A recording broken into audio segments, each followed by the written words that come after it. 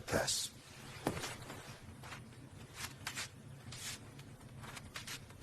तो राम मेरे प्यारे आईवानों की हलचल मजामा एक बार फिर से सबका स्वागत है अपने चैनल सेफ्रॉन पैट्रियट में। और मैं आपका भाई दुर्गेश लेकर आ चुका हूँ एक और नई वीडियो।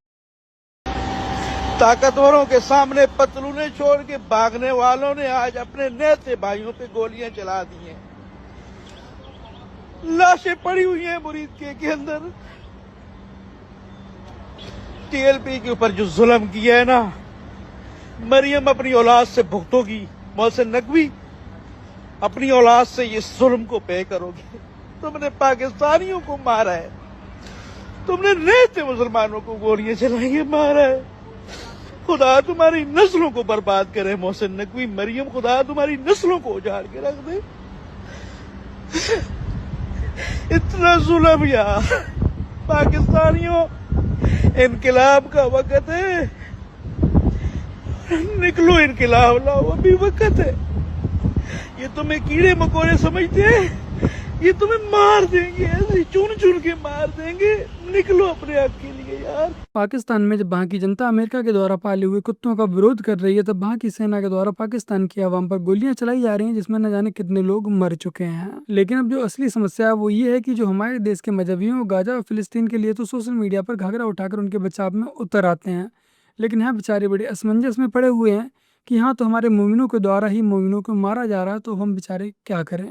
कोई मजबूत उम्मीदवार दिखना चाहिए जिसके साथ लड़ा जाए। हाँ बिल्कुल कहा, लोग मेरे साथियों ने भर दिया है फॉर्म मेरा। एनडीए के लोग थर थर थर थर कांप रहे हैं। मैं तो चुनाव लड़ने गया ही था, देखा भी, लेकिन पार्टी के साथियों का निर्णय ही सर्वोपरि है, मेरा भी उसमें मत है। लेकिन सबने मिलकर निर्णय लिया है कि इसलिए मैं चुनाव नहीं लड़ रहा हूँ, इसलिए मैं चुनाव नहीं लड़ रहा हूँ, मैं चुनाव नहीं लड़ रहा हूँ। नहीं करेंगे, अभी वो निर्णय हो गया है पार्टी में। चंचल सिंह जी का राघोपुर से करने के बाद तो आप कॉन्टेस्ट नहीं कर रहे हैं? नहीं कर रहे हैं, पार्टी ने निर्णय लिया है कि मेरे पास पहले से जो काम है इसी को अगर मैं पूरी तरीके से कर लूं तो काफ़ी है। तो अगर मैं चुनाव लड़ने जाऊंगा तो 2-4-5 दिन जो नुकसान होगा उससे जनसुराज के कई प्रत्याशियों को नुकसान हो सकता है। इसलिए पार्टी लार्जर पार्टी हित में मुझे जिम्मेवारी दी गई है कि जो मैं काम कर रहा हूँ ये काम करता रहूँ। एंड आप कॉन्टेस्ट नहीं करेंगे, बट पार्टी को एक सपोर्ट बिल्कुल, जो कर रहे हैं अभी जो काम कर रहे हैं वो करते रहेंगे। लो भाई, जो प्रशांत किशोर इतने दिनों से बिहार में चुनाव लड़ने की तैयारी कर रहे थे, अब वो चुनाव नहीं लड़ेंगे। बाकी कहाँ उनके पार्टी के अन्य कार्यकर्ता चुनाव लड़ेंगे। शायद प्रशांत किशोर को ये एहसास हो गया होगा कि अगर गलती से भी ये चुनाव हार जाते हैं या इनकी जमानत जब्त हो जाती है तो इनकी जो राजनीति है वो शुरू होने से पहले ही खत्म हो जाएगी। तो पहले क्यों ना अन्य लोगों पर ट्रायल एक बार ले लिया जाए। आप लोग देख सकते हैं, यही है जनसुराज का औकात। और इसने हमको 1 साल तक लूटा है, और किस तरीके से लूटा है आप लोग सामने देख सकते हैं स्पष्ट रूप से।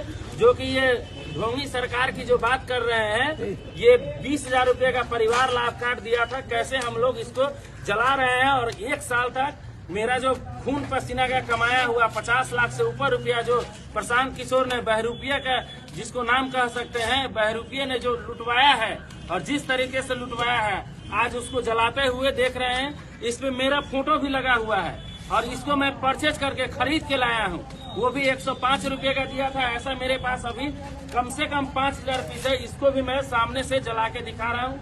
नहीं रखना है जनसुराज को, और इस बहरूपिये की सरकार को भी नहीं रखना है।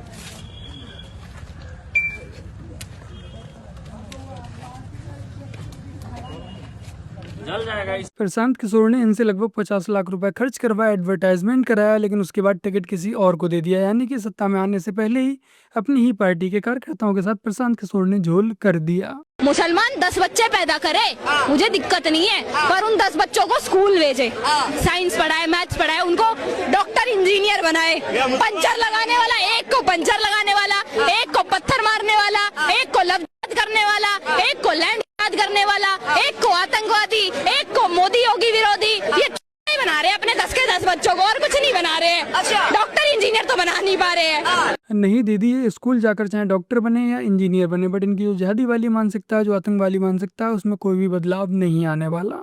सरकार खुद ही रेपिस्ट है, रेपिस्ट का प्रोटेक्टर है ममता बनर्जी का सरकार। जो नासिरुद्दीन अरेस्ट हुआ है वो दुर्गापुर म्युनिसिपल कॉर्पोरेशन का कैजुअल एम्प्लॉय भी है और तृणमूल का युवा नेता है।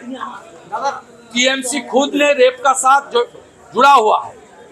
वो कैसे प्रोटेक्शन करेगा? ममता बनर्जी आज हद से ज्यादा नीचे गिर चुकी हैं। विशेष कौम से आने वाले कुछ अपराधियों को बचाने के लिए इन्होंने लड़कियों को ही नसीहत दे दी कि तुम आखिर रात में बाहर निकली ही क्यों। लेकिन इस सब के बाद भी जो वहाँ के हिंदू हैं वो इनको ही वोट कर रहे हैं।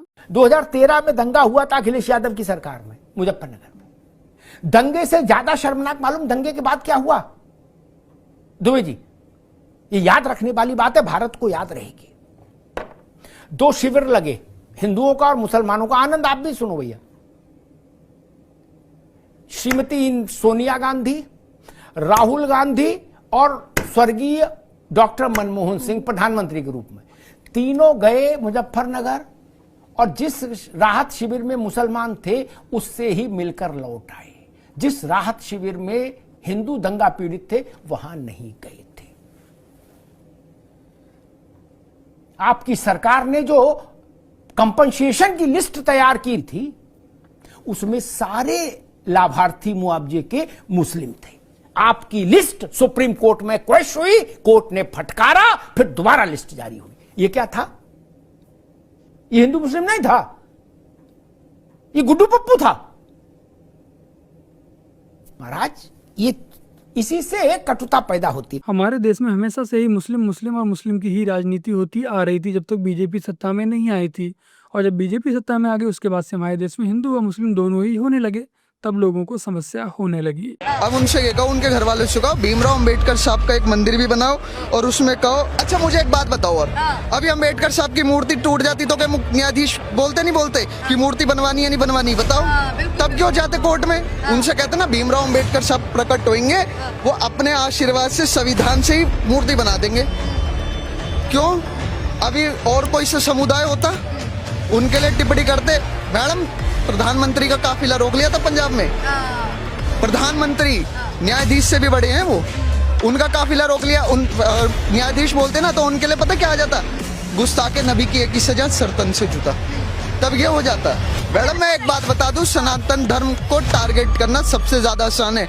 आजकल आप सोशल मीडिया खोलो, हर 10 में से 5 रील सनातन धर्म को टारगेट करने की होंगी। क्योंकि अभी आप देख लो दशहरे पे कर्नाटक साइड जो राम जी की फोटो मतलब प्रतिमा जलाई गई है। न्यूज वाले, आप बुरा मत मानना मैं क्या बोल रहा हूँ, अभी बाबा जो थे प्रेमानंद जी महाराज, अनुराधाचार्य जी महाराज, 3 महीने तक इन पर डिबेट चली थी, मगर राम जी का तो किसी ने नहीं दिखाया। एक लिमिटेड शॉट दिखा दे, छुट्टी। मैं कह रहा हूँ कि सनातन धर्म को टारगेट, धर्म गुरुओं को टारगेट करने की बात चल रही है, मगर किसी जाकिर नायक को तो कोई टारगेट नहीं करता। ऐसे व्याधित बयान देता है, कितनी लड़कियों पे व्याधित बयान देता है, कृष्ण जी पे कैसे व्याधित बयान देता है, उसको तो टारगेट कोई नहीं करता। तमाम ऐसे मुसलमान है, तमाम ऐसे मौलवी साहब हैं, उनको तो कोई नहीं बोलता। बेचारे जज साहब की अभी इतनी औकात नहीं है कि मजहब विशेष पर कुछ इस तरह की टिप्पणी कर सकें। जब केंद्र में कांग्रेस की सरकार थी तो राहुल गांधी जातियों के बारे में क्या कहते थे, इसका एक वीडियो आज सामने आया। राहुल कहते थे जाति की राजनीति ठीक नहीं है, वो किसी की जाति नहीं पूछते। The same way I go to a university and I talk to students, the same way I go to some chai wala and I sit down and I talk to him. I don't ask the chai wala, are you Dalit? No, he's a person for me. My office people say, the way it works is I tell my office people, please find me the poorest village in Uttar Pradesh, take me there, take me to the poorest person's house. That is the format I use. If that poorest person happens to be a Dalit, he's a Dalit, you see him as a Dalit, I see him as the poorest person. इस कमरे में दलित कितने हैं?